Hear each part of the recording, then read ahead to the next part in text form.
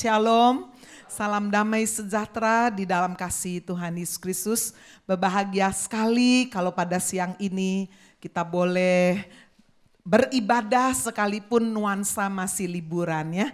Libur kali ini cukup panjang, anak-anak masih belum masuk sekolah. Tapi bersyukur Bapak Ibu ada di Surabaya mengutamakan ibadah. Saya juga ingin mengucapkan shalom untuk pemirsa live streaming dimanapun Anda berada. Mungkin ada di luar kota, di luar pulau, bahkan di luar negeri. Bapak Ibu Saudara sekalian, bulan ini Pak Hani sebagai Gembala Senior Gereja Happy Family Center memberikan subtema yang indah, yaitu Give Thanks, mengucap syukur. Membawa kita untuk benar-benar saudara dengan mulut lidah yang hanya satu ini, biarlah dipakai untuk mengucap syukur. Amin.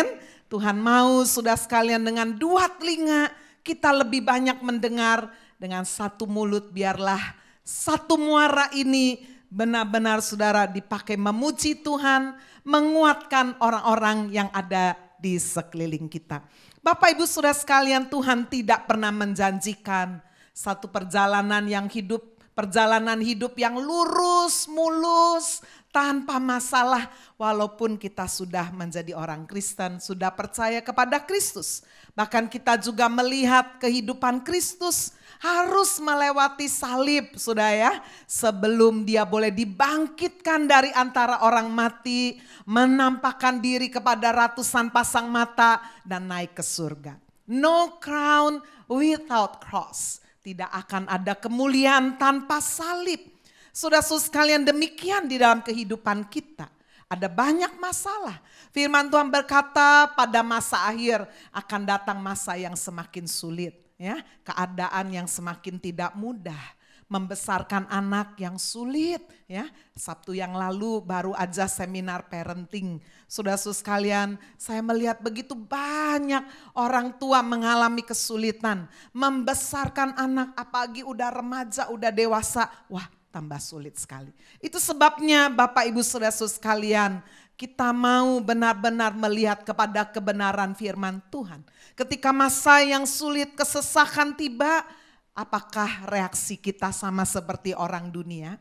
Hari ini saya ingin menyampaikan satu kebenaran firman dengan tema The Life's Journey.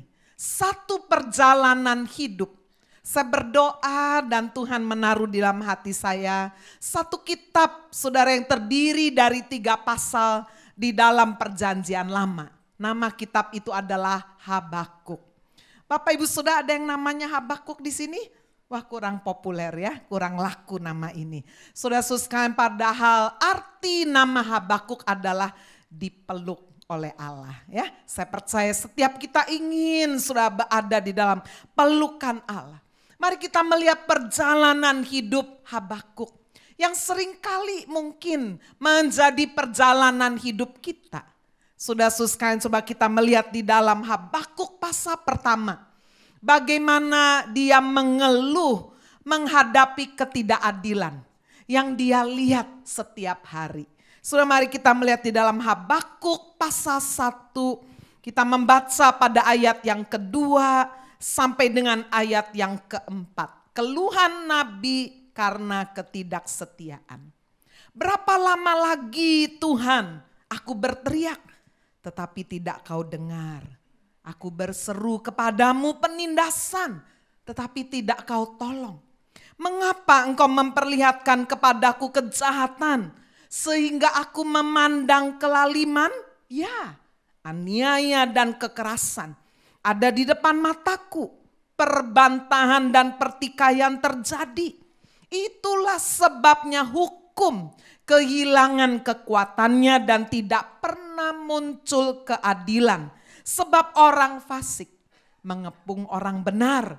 Itulah sebabnya keadilan muncul terbalik. Saudara-saudara sekalian, ini adalah jeritan seorang nabi loh. Seorang yang seharusnya menjadi mulutnya Allah sendiri. Menyampaikan saudara pesan-pesan dari Tuhan. Tetapi rupanya sang nabi ketika melihat satu keadaan yang realita di sekelilingnya tidak sesuai, saudara. Mungkin dengan janji-janji yang dia baca, saudara, kerinduan bagaimana orang-orang yang sudah percaya kepada Tuhan seharusnya diistimewakan gitu ya kira-kira. Tapi dia melihat bagaimana Tuhan seakan-akan tidak menolong. Bahkan membiarkan kelaliman, kekerasan membabi buta. Ada hukum, tapi sepertinya hukum itu kehilangan kekuatannya. Orang fasik berhasil mengepung orang benar. Orang fasik seakan-akan bisa berada di atas orang benar. Menjadi pemimpin, penguasa orang benar, mungkin begitu. Keadilan sepertinya muncul terbalik. Lalu pertanyaannya, di mana Allah yang adil? Katanya Allah itu adil, tapi kok membiarkan semuanya sepertinya Allah tidak mampu berbuat apa-apa. Ketika sang nabi menjerit seperti ini, bagaimana jawaban Tuhan? Kita membaca sudah di dalam ayat yang ke-6. Sudah inilah jawaban Tuhan yang sulit sekali dimengerti oleh sang nabi. Ya, dia tidak dapat jawaban, oh anakku tenang ya. Memang itu seri itu siapa? Menangnya belakangan. Ya kamu kalah dulu ya. Enggak begitu, saudara. Coba kita melihat di dalam ayat yang ke-6. Inilah jawaban Tuhan. Bahwa Tuhan membangkitkan orang jahat. Wah, ya tambah jauh lagi. Tuhan membangkitkan orang jahat sebab sesungguhnya akulah yang membangkitkan orang Kasdim, suku bangsa Babel, yang bangsa yang garang, tangkas, yang melintasi lintang bujur bumi untuk menduduki tempat kediaman yang bukan kepunyaan mereka. Bangsa itu dahsyat, menakutkan, keadilan dan keluhurannya berasal daripadanya sendiri. Kudanya lebih cepat daripada macan tutul, lebih ganas daripada serigala pada waktu malam. Pasukan berkudanya datang menderap, dari jauh mereka datang terbang seperti Raja Wali yang menyambar mangsa. Wow, kelihatannya saudara, apakah ini Tuhan yang kita harapkan? Tuhan yang adil, Tuhan yang katanya mengasihi, Allah adalah kasih. Tuhan yang berkuasa, kok kayak begini? Tuhan yang dikatakan aku yang membangkitkan orang yang jahat itu lebih kuat. Bahkan dikatakan saudara sekalian di ayat 9, seluruh bangsa datang melakukan kekerasan, serbuan pasukan depannya seperti angin timur, mereka mengumpulkan tawanan seperti banyaknya pasir. Bahkan dikatakan saudara raja-raja yang mungkin percaya kepada Allah yang benar dicemoohkan. Penguasa-penguasanya menjadi tertawaan, ditertawakannya tiap tempat berkubu. Ditimbunnya tanah, direbutnya tempat itu. Bapak ibu saudara, apakah kita pernah mengalami hal ini? Apakah dalam hidup saudara selalu, wah orang benar itu dibela, sehat terus, kaya terus, sukses terus, gak pernah ada masalah? Oh enggak ya, rasanya apa yang dikeluhkan oleh sang nabi, aduh kita banget ya. Kita sering alami ini. Kenapa sih ya orang jahat kok hidupnya enak terus. Kita lu yang bener kok gak kaya-kaya ya. Yang korupsi kok dibiarin aja. Keadilan muncul terbalik katanya. Orang-orang yang jahat kok semakin banyak, semakin berkuasa. Saudara sang nabi seakan-akan benar-benar memberontak. Dia tidak bisa memahami. Karena hal itu bagi dia seakan-akan bertentangan dengan kekudusan Tuhan. Di ayat 12 Nabi Habakuk menjawab, bukankah engkau ya Tuhan dari dahulu Allahku yang maha kudus. Tidak akan mati kami ya Tuhan. Telah kau tetapkan dia untuk menghukumkan ya gunung batu. Telah kau tentukan dia untuk menyiksa. Seharusnya matamu itu terlalu suci untuk melihat kejahatan dan engkau tidak dapat memandang kelaliman. Mengapa engkau memandangi orang yang berbuat khianat itu dan berdiam diri apabila orang fasik menelan orang yang lebih benar dari dia? Bapak ibu saudara, kita kepinginnya itu ngatur Tuhan. Tuhan, bo yang baik-baik ini lu dikasih berkat. Bo yang bener-bener ini lu dibedakan. Yang brengsek-brengsek kalau bisa dibinasakan aja gitu ya. Wah, saudara-saudara sekalian, seringkali ini juga yang menjadi reaksi dalam hidup kita. Kita mengeluh, kita kecewa, kita protes. Saya membaca saudara kisah nyata seorang misionaris yang masuk ke perbatasan Iran. Sampai kemudian dia ditahan di penjara. Sudah dia berharap bahwa Tuhan menolong dia, melepaskan dia. Seperti Petrus didoakan oleh jemaat-jemaat. Malaikat datang melepaskan pintu penjara gitu kan harapannya. Loh, dia di penjara, di tempat yang gelap, dipukuli, dikasih makan yang sudah basi. Mau makan ya silakan, gak makan ya udah. Kapan sudah seperti tidak ada keadilan? Awalnya dia berdoa, awalnya dia seperti Paulus dan Silas memuji, berdoa. Tapi kok gak ada pertolongan? Dia gak rasa juga Tuhan hadir di dalam ruangan itu. Sudah berhari-hari, berminggu-minggu, berbulan-bulan. Sampai dia ada dalam satu titik yang paling bawah. Dia menjadi putus asa, kecewa. Saudara sekalian, padahal dia seorang misionaris. Dan dia berkata, Tuhan itu gak ada ya.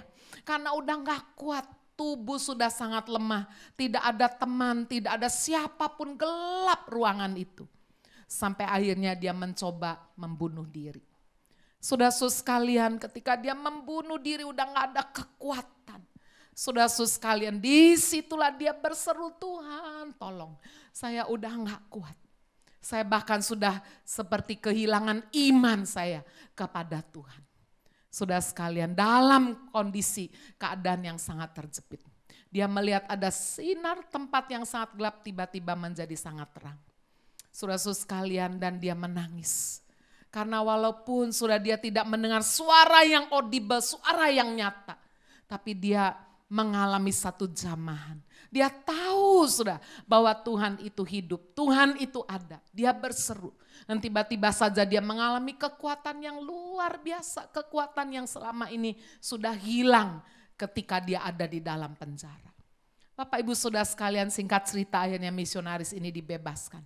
Dan bisa mengisahkan apa yang pernah dialami. Bapak Ibu, setiap kita mungkin pernah ada di dalam satu titik yang paling rendah dalam hidup kita. Ketika kita minta tolong supaya suami kita percaya Tuhan. Supaya anak kita boleh percaya Tuhan. Supaya anak kita bertobat. Supaya istri kita mau benar-benar menjadi istri yang baik. Tetapi ketika keadaan tidak berubah. Ketika saudara berdoa untuk bisnis saudara yang gagal. Ketika sudah melihat bahwa pekerjaan saudara yang selama ini saudara sudah rintis. Hancur begitu aja. Sudah berdoa, mungkin sudah berpuasa. Sudah mencari Tuhan. Tapi ada saat, saudara-saudara sekalian, kita sepertinya tidak melihat jawaban. Ketika tubuh kita semakin rapuh. Ada orang-orang saudara yang sakit tiba-tiba. Tadi setelah ibadah yang pertama saya mendoakan seorang ibu. Usianya baru 30 sekian, belum 40. Tiba-tiba saja saudara nafasnya sesak. Dan diperiksa dokter berkata kemungkinan kanker paru-paru. Wow. Saudara seperti petir di siang bolong, umur 30-an. Kalau sampai iya kanker paru-paru bagaimana? Saya menguatkan besok akan dibiopsi.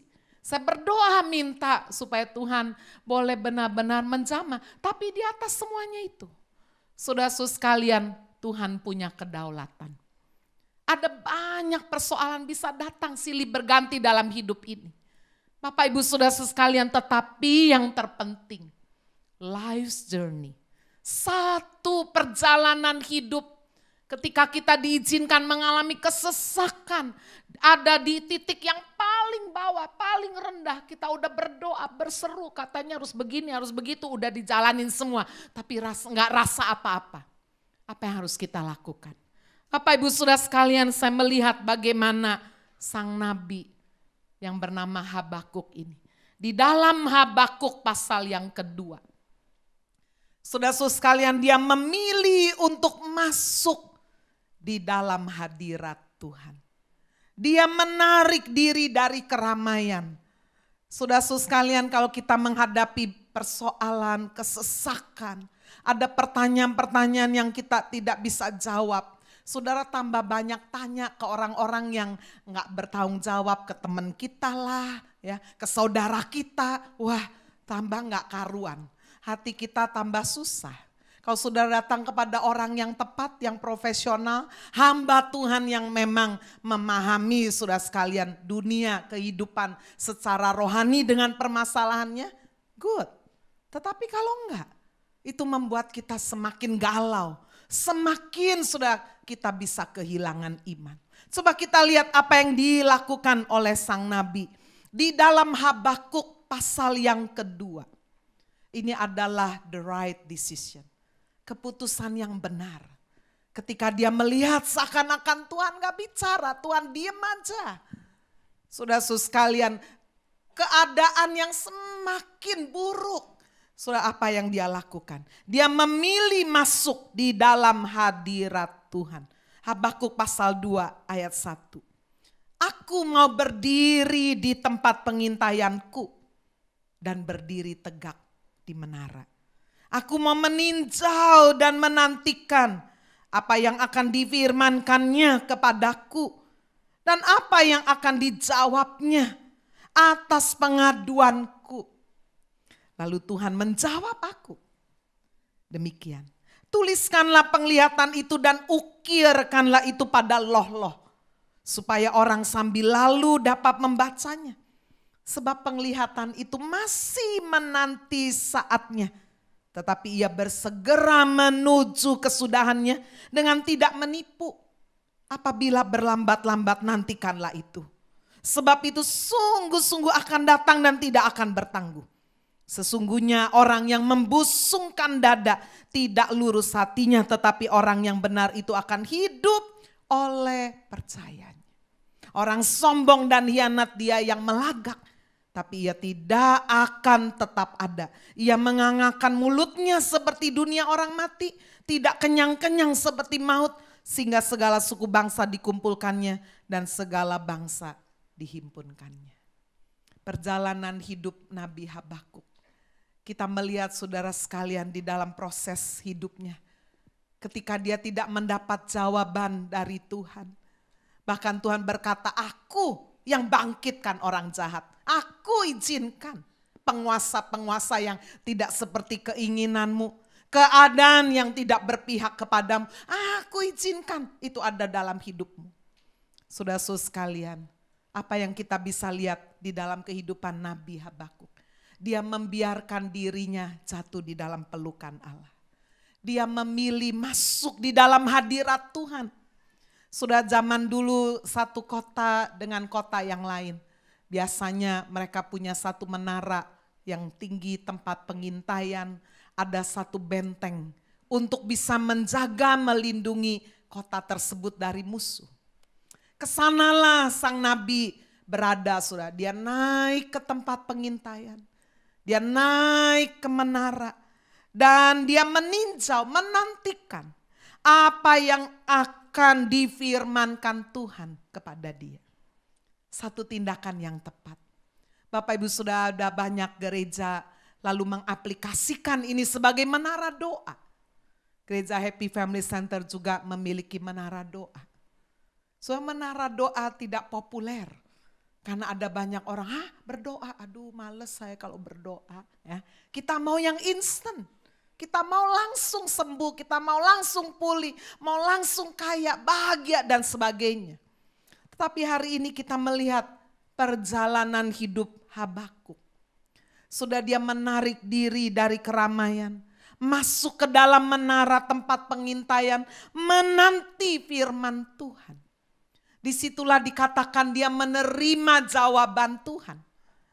Saudara jangan bayangkan jawaban Tuhan, wah segera aku datang segera pasti menolong. Tidak. Tetapi Tuhan menjawab apa? Tuliskanlah penglihatan dan ukirkanlah pada loh-loh.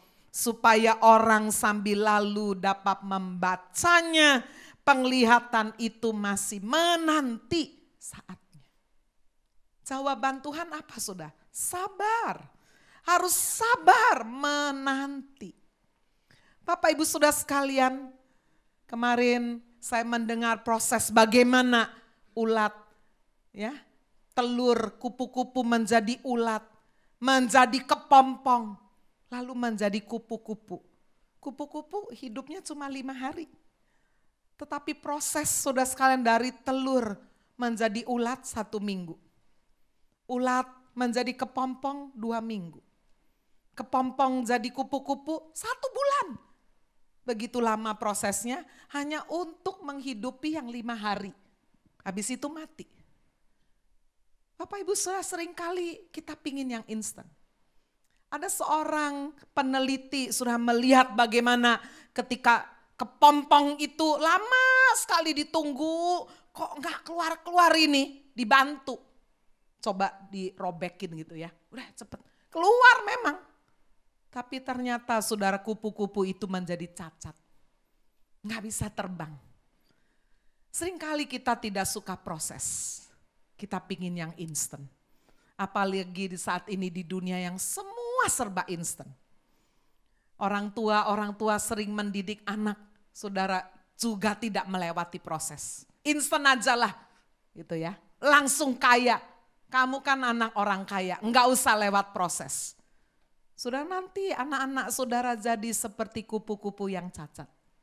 Tidak bisa terbang sendiri. Bapak Ibu Saudara, menarik sekali Tuhan menjawab kepada Habakuk ini. Harus menanti. Ini mengingatkan kita saudara kepada satu perumpamaan yang Tuhan Yesus pernah berikan kepada murid-muridnya. Mengenai gandum dan ilalang. Kita kepinginnya kalau lihat orang jahat, Tuhan hajar dia Tuhan. Bela saya dong. Kalau bisa itu orang jahat dikumpulin aja satu tempat, dibom aja, habisin dah. Nah, enaknya kan orang benar semua gitu. Dunia ini, bumi ini penuh dengan kemuliaan. Pinginnya kita begitu. Tapi sudah apa jawab Tuhan? Coba kita lihat. Matius pasal 13. Ayat 27 sampai dengan ayat 30. Maka datanglah hamba-hamba Tuan ladang itu kepadanya dan berkata, Tuan, bukankah benih baik yang Tuan taburkan di ladang Tuan? Dari mana lalang itu? Jawab Tuan, itu seorang musuh yang melakukannya. Lalu berkatalah hamba-hamba itu kepadanya, jadi maukah Tuan supaya kami pergi mencabut lalang itu? Tetapi ia berkata, jangan. Sebab mungkin gandum itu ikut tercabut pada waktu kamu mencabut lalang itu. Biarkanlah keduanya tumbuh bersama sampai waktu menuai. Pada waktu itu aku akan berkata kepada para penuai, kumpulkanlah dahulu lalang itu. Ikatlah berberkas-berkas untuk dibakar. Kemudian kumpulkanlah gandum itu ke dalam lumbungku. Saudara-saudara sekalian, Tuhan sudah mengatur alam semesta ini. Negara yang punya 2 musim seperti kita, ya, makanan utamanya apa? Nasi, ya. Nasi dong, masa beras. Ya, harus dimasak dulu. Beras dari apa? Padi. Tapi kalau saudara pergi ke negara 4 musim, maka di sana yang tumbuh apa? Gandum. Itu sebabnya orang bule makan roti gandum. Kita sering kepingin kebule-bulean. Wah ya, makannya roti. Nah, padahal Tuhan sudah atur perut kita itu paling sesuai sebetulnya nasi. Ya, orang tropis. Benar sudah, Tuhan udah atur itu. Saudara-saudara sekalian, saya pernah melihat gandum dan ilalang bersama-sama. Ya, waktu pergi ke Israel. Ya, ini juga kabar baik bagi jemaat yang ikut Israel bulan Oktober nanti. Kita bisa masuk, puji Tuhan. Ya, Bapak Ibu Saudara sekalian, satu kali saya tanya sama local guide, saya baru melihat sudah bahwa ternyata memang gandum dan ilalang itu tidak bisa dibedakan, nggak bisa, sama modelnya, sama. Itu sebabnya sudah ketika murid-muridnya di dalam perumahan ini berkata kepada Tuhan yang empunya ladang itu, gimana ya? Kita lo tidak menabur benih ilalang. Ya, tumbuh sendiri. Mungkin katanya si jahat musuh yang melakukannya. Kalau gitu kenapa enggak kita cabutin aja? Lalu saudara, Tuhan yang empunya ladang berkata, jangan. Kalau dicabut ilalangnya, nanti akan ikut kecabut yang benar yang gandumnya. Lalu bagaimana? Sabar. Semua nanti ada waktunya. Waktu gandum itu tumbuh, ilalang itu tumbuh, sampai pada musim menuai, nah baru kelihatan bedanya. Kalau ilalang saudara musim menuai, dia tetap tegak. Karena apa? Nggak pernah ada isinya. Nggak pernah berbuah. Itu paling gampang dibedakan. Sementara pada waktu musim menuai gandum ini udah penuh dengan buah, dia akan merunduk. Wah, itu sebabnya gampang. Nanti yang tegak-tegak tercacak ini, ya, gak kebetulan tuh Habakuk berkata apa? Orang sombong dan hianat. Saudara, dia bisa ada di gereja. Tapi saudara, kalau dia ilalang, gak ada isinya, gak berbuah hidupnya. Satu kali kelak, sudah bertanggung jawaban adalah kepada Tuhan. Ilalang-ilalang ini akan dicabut dan dibakar. Sementara dikatakan gandum yang menghasilkan buah roh, buah pertobatan. Saudara-saudara sekalian, buah perkataan. Kita bisa berbuah membawa jiwa-jiwa datang kepada Tuhan. Ada satu perubahan. Akan dibawa, dikatakan saudara sekalian, di ladang gandum. Tuhan menjawab kepada Habakuk. Kamu melihat orang-orang yang jahat semakin merajalela, tunggu, ada saatnya. Sudah rupanya apa yang ada di dalam pergumulan Nabi Habakuk sangat cocok sekali, sangat paralel dengan pergumulan seorang pemazmur bernama Asaf. Di dalam Mazmur pasal 73, saudara sekalian, dia berkata, sedikit lagi kakiku itu terpleset, nyaris tergelincir, sebab aku cemburu melihat pembohong-pembohong. Aku cemburu melihat kemujuran orang-orang jahat, kaya, mereka berkalungkan, kecongkakan, sehat. Kok gak sakit-sakit ya? Orang bener kok cepat mati ya? Kamis yang lalu saudara, saya sedang ada di Malang ya, masih suasana liburan. Saya dengar berita saudara dari salah satu pelayan ya, ladies setia, satu keluarga udah berjemaat 12 tahun dari anaknya masih kecil-kecil. Saya dengar satu berita yang mengejutkan. Suami gak pernah sakit apa-apa, gak pernah. Hidupnya teratur, jam 9 sudah tidur. Gak merokok, gak minum, gak judi, gak wedoan, gak dah pokoknya ya. Laki setia, saudara. Oh kalau gitu makanya Bu gak usah baik-baik tuh. Nah salah lagi ya. Baik semuanya sudah, hidup teratur. Pagi olahraga tuh kurang apa. Tiba-tiba aja saudara hari Rabu ya, dan sebelum hari Kamis saya dengar berita itu. Dia rasa pusing sekali. Lalu sudah masuk kamar, langsung ambruk, langsung ngorok.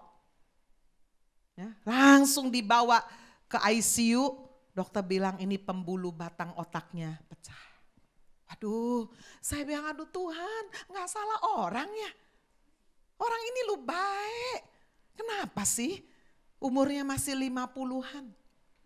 Sudah saya telepon, saya berdoa di telepon. Kuat sekali nih. Saya bersyukur ya, dia wakil koordinator ladies di Ritz Palace. Enggak nangis, saya bayangin dia nangis. Enggak, kuat. Saya mendoakan, Bu, suami lagi dioperasi, lagi dibor kepalanya, lagi di drill ya untuk ambil itu darah yang membeku. Saya berdoa Tuhan kalau bisa minta mujizat. Besok saya hubungi lagi, Bu udah stabil tapi gak sadar loh doh. Ya gak sadarnya ini kan. Berapa hari saya dengar berita, saya pulang dari pelayanan saudara dari Bandung. Saya dengar bahwa sudah dipanggil Tuhan. Begitu cepat. Kok gini sih? Sementara ada orang jahat kok gak mati-mati ya?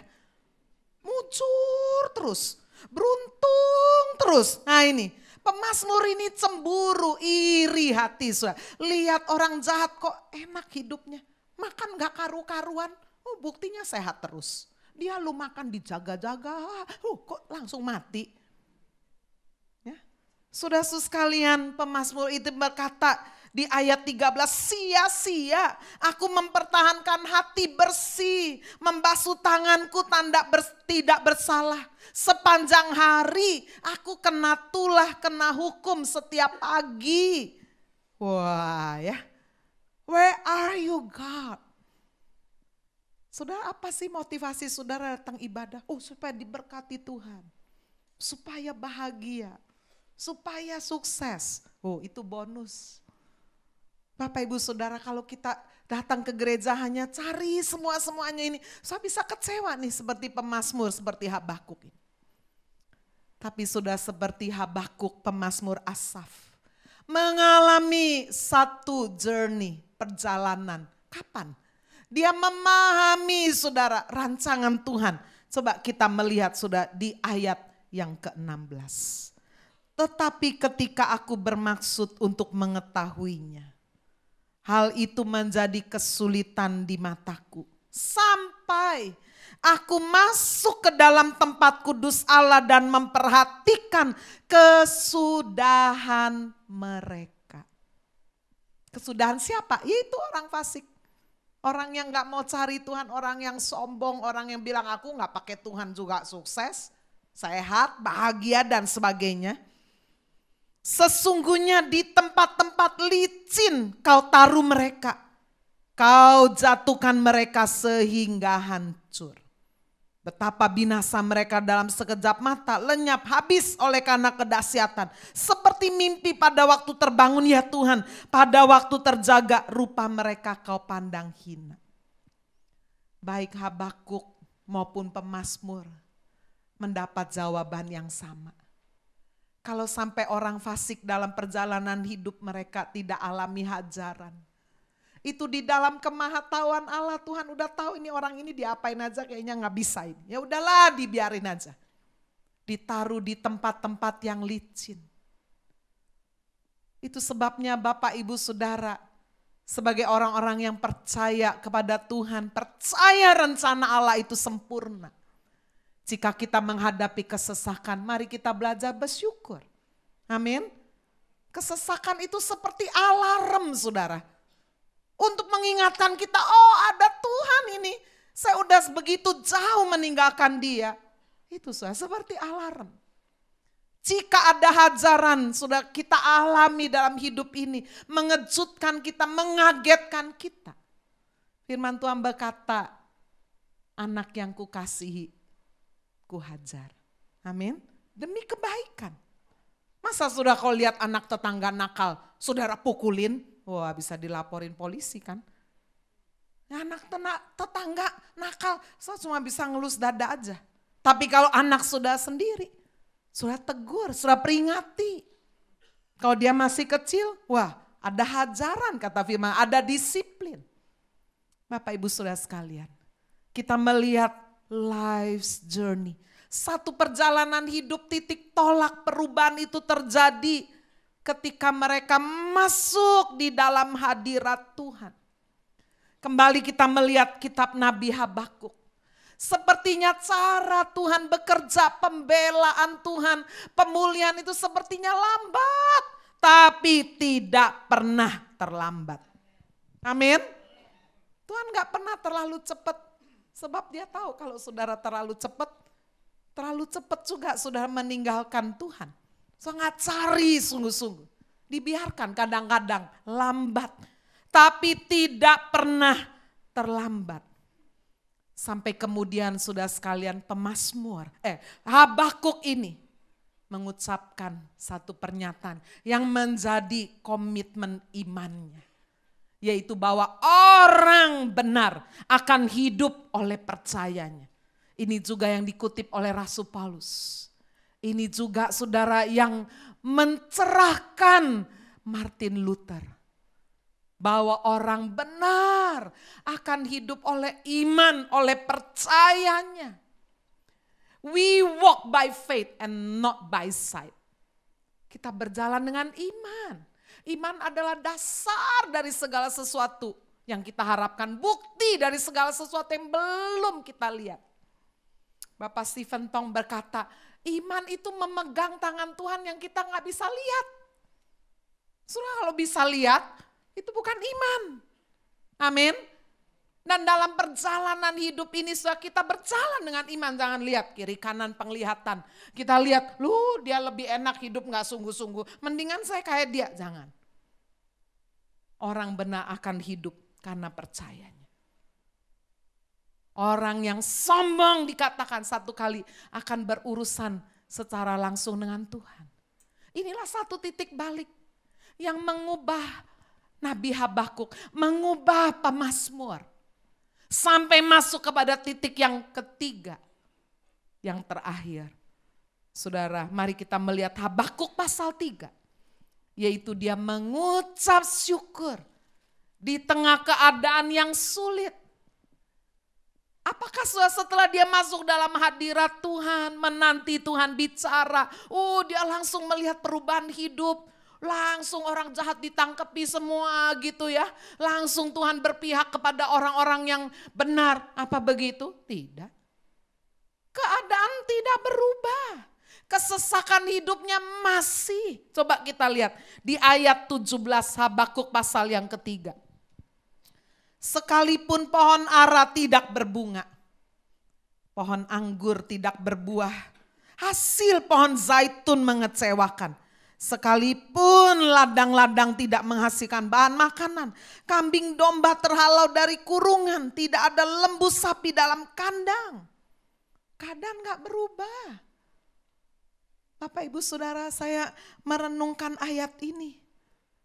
Saya mencoba mengaplikasikan. Saudara, kebutuhan pokok, ladang-ladang tidak menghasilkan, gak ada gandum. Kosong semua, dijara semua, ladang-ladang tidak menghasilkan. Itu bicara kebutuhan pokok. Anggur bukan kebutuhan pokok. Orang tidak minum anggur tidak mati kan. Tapi orang Israel suka minum anggur karena anggur lambang sukacita. Itu sebabnya sudah saya menggambarkan anggur ini kesenangan atau kebahagiaan. Enggak ada bahagia. Keluarga masih begini-begini aja, suami masih jauh dari Tuhan, anak masih berontak. Aduh Bu, saya enggak happy, mungkin begitu. Pohon anggur tidak berbuah. Saudara, di Israel ada pohon zaitun. Pohon zaitun ini lambang negara Israel. Tidak turun hujan, kering. Pohon ini kayak enggak mati-mati, saudara. Pohon ini bisa tumbuh ribuan tahun. Gambaran Israel, dibuang kayak apa? Hidup terus. Dan pohon zaitun ini berguna, semuanya berguna. Saya menggambarkan pohon zaitun ini kesehatan. Ya, saudara, kata dokter, kita membutuhkan minyak yang tidak jenuh. Gitu ya Pak Dokter ya. Mana Pak Dokter? Nah, minyak yang tidak jenuh ini apa? Olive oil. Wah, virgin oil. Tapi kalau saudara virgin oil jangan pakai goreng-goreng, jangan, nanti jadi jenuh. Itu untuk salad. Ya. Saudara, untuk massage perlu olive oil. Wah ya, orang kalau luka zaman dulu bawa minyaknya apa? Minyak zaitun. Dalam ibadah juga saudara, nabi-nabi, imam, raja di perjanjian lama diurapi pakai minyak apa? Bukan minyak angin saudara ya, pakai minyak zaitun. Wah, minyak zaitun berguna sekali. Tapi dikatakan minyak zaitun pun enggak ada. Mengecewakan, kesehatan enggak ada. Pengurapan rasa enggak ada ini. Kemana ini semuanya? Kebutuhan pokok, kesenangan, kesehatan, kambing, domba, lembu, sapi. Saya menggambarkan itu seperti kekuatan. Wah, orang kalau mau makan daging kuat, kira-kira begitu ya. Kekuatan pun sirna. Tapi luar biasa. Apa yang mengubah Nabi Habakuk? Sehingga dia tetap bisa bersorak-sorak. Walaupun keadaan tidak berubah. Saudara, ketika di dalam ayat 18 berkata, namun aku akan bersorak-sorak di dalam Tuhan. Amin. Komitmen hidupnya berubah. Motivasi ucapan syukurnya bukan karena berkat Tuhan. Makanya jangan biasakan bersaksi, waduh puji Tuhan, Tuhan itu hebat, saya dulunya nggak punya penghasilan, sekarang ada penghasilan luar biasa, Tuhan itu baik, ajaib. Ya bagus sih. Tapi ada orang udah setengah mati, coba tetap enggak, gimana? Apa Tuhannya lain? Apa Tuhannya pilih kasih? Tidak, saudara. Saudara-saudara sekalian, mari kita belajar bersorak-sorak. Give thanks in everything. Bukan waktu dalam keadaan baik. Bahkan seringkali dalam keadaan baik kita lupa mengucap syukur ya. Betul ya? Saudara, kalau perutnya kenyang apa begini? Puji Tuhan, perutku kenyang. Jarang ya. Betul gak? Hah? Tapi kalau lapar, aduh Tuhan kok aku lapar gak ada makan, sakit. Nah ini. Seringkali kesesakan justru membuat orang lebih dekat loh kepada Tuhan. Saudara-saudara sekalian, kita melihat di sini bagaimana dikatakan komitmen, motivasi sang nabi inilah yang berubah. Dia tidak mengucap syukur bersorak-sorak di dalam berkat Tuhan. Ya, karena berkat Tuhan dalam bentuk kekayaan, dalam bentuk kesehatan, dalam bentuk kejayaan, dalam bentuk kebahagiaan bisa berubah. Suami bisa meninggalkan tiba-tiba seperti teman saya, jemaat. Kemarin malam kita lihat di YouTube. Satu musibah yang dialami seorang anak kelas 9. Sudah lihat YouTube-nya? Waduh. Ya. Keluar saudara itu ijazahnya dia kelas 9 berarti SMP 3. Lulusnya summa cum laude. Wah, anak orang kaya, pinter. Lagi liburan di Bali. Ya. Naik tebing. Selfie. Ya, ini selfie ini hati-hati sih. Saya juga suka sudah Instagram tuh mendokumentasi supaya ingat gitu. Ya. Gini. Lalu waktu mau turun dari tebing itu, dia taruh kakinya di batu, kepleset. Di sininya jurang, langsung. Bro, udahlah kena kepalanya. Langsung sudah. Ini dia anak tunggal. Paling pinter, anak baik-baik. Masalah kalau datang tidak pernah ketok pintu. Shalom, gak pernah. Kulo nuwun, punten, gak pernah. Tiba-tiba. Saudara, kalau ucapan syukur kita hanya karena kita bahagia, kita sehat, kita punya uang, waduh, kita akan gampang sekali kecewa. Karena satu-satunya yang tidak pernah berubah adalah perubahan itu sendiri. Perubahan selalu berubah, betul gak saudara? Terus berubah. Itu sebabnya Bapak Ibu Saudara, mari kita belajar mengucap syukur karena Tuhan. Di dalam Tuhan, give thanks in the Lord. Rejoice in the Lord. Paulus mengucapkan itu dalam Filipi 4 ayat 4. Rejoice in the Lord always. And I say again rejoice. Sebab dia lagi di penjara ini. Di masa tuanya. Tidak sedang hidup, sudah pensiun, ditemani istri, anak-anak. Enggak, di penjara, enggak punya istri, enggak punya anak, sakit-sakitan lagi. Kok bisa dia tulis surat kepada jemaat di Filipi? Bersukacita senantiasa ya dalam Tuhan. Wow. Berarti orang ini udah punya sukacita yang melimpah. So kalau enggak punya, apanya yang mau dibagiin? Betul enggak? Makanya kalau saudara orang tua kepahitan, gimana saudara bisa membesarkan anak bahagia? Itu juga yang saudara bagiin. Tapi kalau sukacita sudah melimpah, itu juga yang saudara bagikan. Rasul Paulus bisa berkata, rejoice in the Lord always. Bersukacitalah senantiasa di dalam Tuhan. Jangan di dalam berkat Tuhan. Jangan sukacita saudara karena manusia. Manusia bisa berubah, keadaan bisa berubah. Hanya Tuhan, hanya Allah yang tidak pernah berubah dulu, sekarang, selama-lamanya. Amin. Bagaimana kita bisa mengalami semuanya itu? Keadaan belum berubah, keluarga belum berubah, Ekonomi belum berubah, kesehatan belum berubah. Saudara, coba kita lihat bagian yang terakhir. Allah Tuhanku itu kekuatanku. Amin. Allah, God is my strength. Allah itu kekuatanku. Dan Saudara, Habakuk memberikan satu contoh yang dia lihat dalam keseharian. Ia membuat kakiku seperti kaki rusa. Saya mencoba memeriksa rusa apa ini.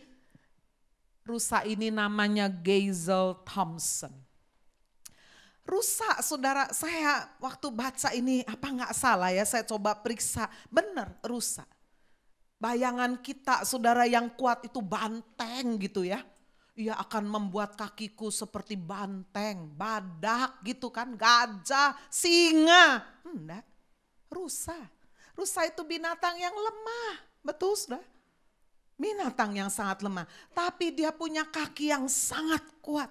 Rusa yang bisa berjejak di bukit-bukit yang tidak rata, berbatu-batu. Bukankah ini menggambarkan perjalanan hidup? Tuhan tidak janjikan perjalanan hidup kita ini lurus, mulus, flat. No, berbatu-batu, terjal, turun naik. Bahkan mungkin ada duri. Tapi dia janjikan, aku akan beri kekuatan.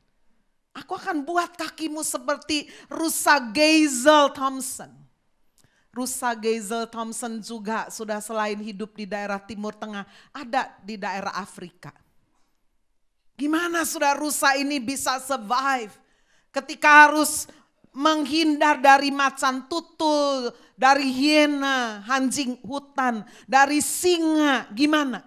Sudah menarik sekali. Dia lari itu tidak bisa lebih cepat dari singa, macan, tutul, nggak bisa. Tapi dia larinya zigzag, sak, sak, sak. Ya, jadi Saudara, musuhnya begini, oh dia ada di sini. Musuhnya ke sini, oh dia sudah ke sana. Wow, luar biasa.